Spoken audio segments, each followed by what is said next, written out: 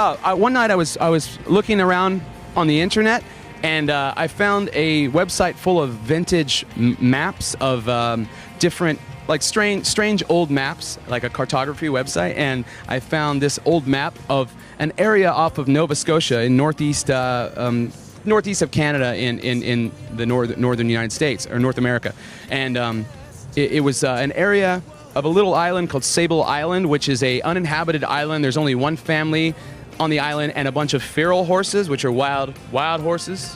Gonna drag you away, wild horses. Anyway, and the family on the island, their one job is to watch out. They have a lighthouse, and they're supposed to watch out for ships because there's a giant sandbar that's over, I don't know how many kilometers, but it's maybe, maybe 100, 200 kilometers long, and there have been more than 2,000 shipwrecks over the course of and that over the course of many years. So that area is called the Graveyard of the Atlantic.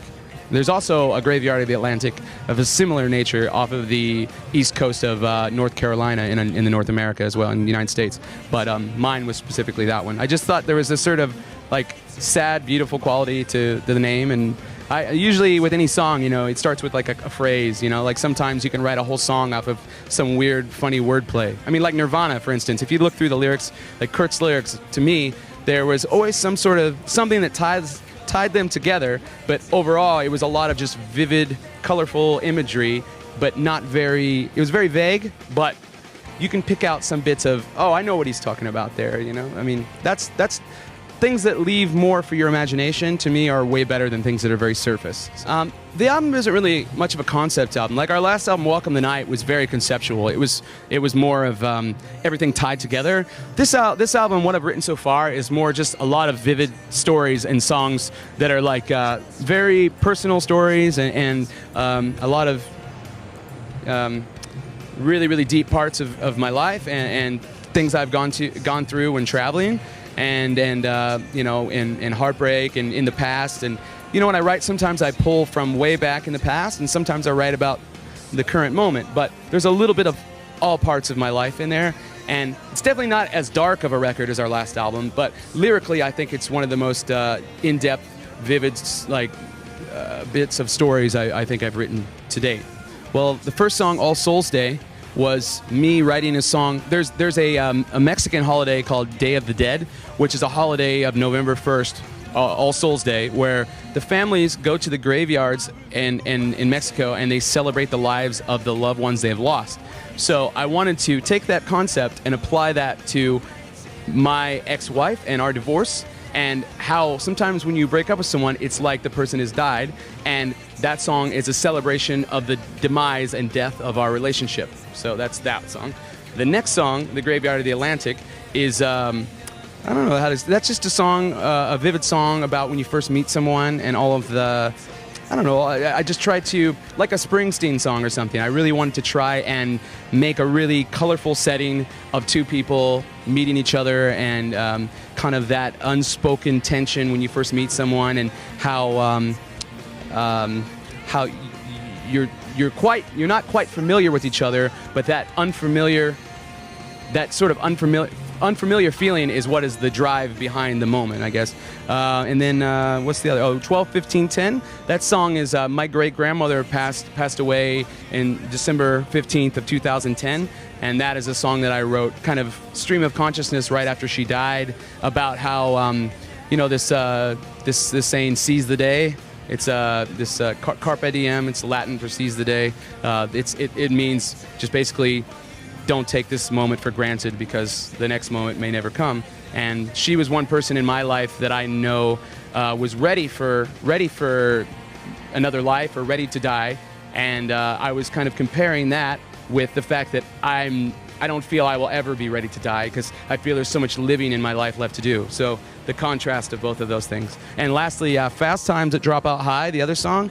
That song was about one time when I'd been living in California for many years, and I traveled back to Indiana where I grew up, and I wanted to write a story about how, not only metaphorically, but the first line is alone at last, just nostalgia and I wanted to kind of say like literally like me and nostalgia as a person traveling around to all these old places in my town and having all these memories and feelings reawoken.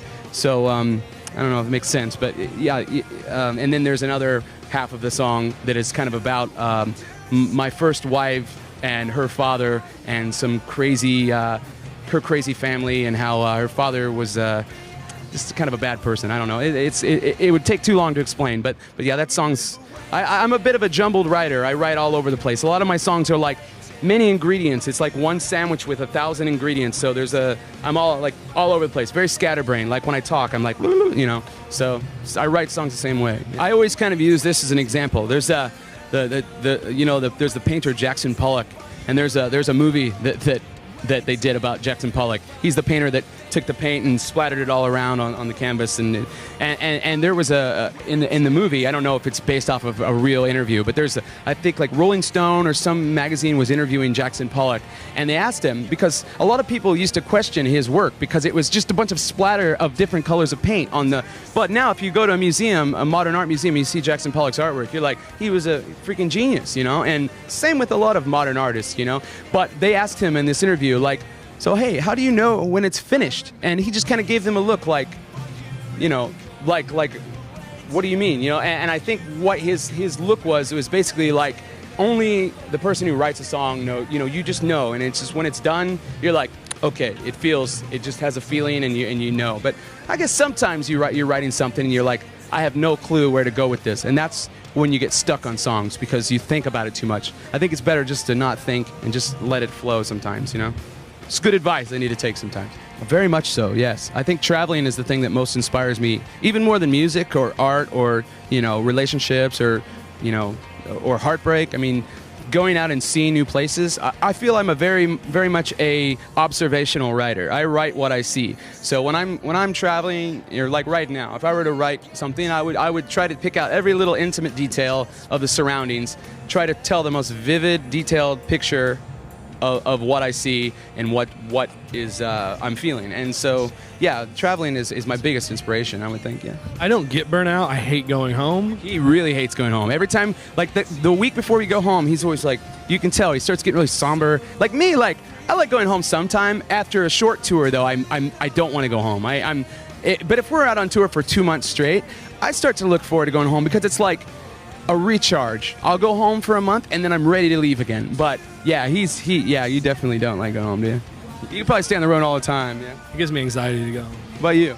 Yeah, I really don't get burnout. I've been on the road for almost 10 years now, and it's like a wanderlust, you know what I mean? There's always more to see, and there's always so much to do, so I just, like, lust for life, you know what I mean? Like, keep it going.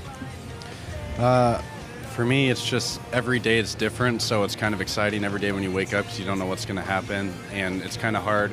I've learned to not think too far in advance about where we're going to be or what's going to be going on, because if you just do it day by day, it's a fun adventure and you never know where you're going to end up. So. Yeah, I agree. You got to live life in the moment and not plan. Of course, you know, with music, there's got to be some planning that goes into it because promoters need to plan in advance, but at the same time, yeah. Yeah, it is. They have trouble dealing with us sometimes because we don't like to plan. Yeah, we're kind of unorthodox when it comes to planning tours. Like, I'm like, Brian, let's go play some shows, and we have no time for planning. And some promoters are like, oh, I don't know, you know. But it's kind of difficult. But yeah, we just do what we want. Exactly. Why not? Don't let anybody control your destiny. Just follow it yourselves, you know.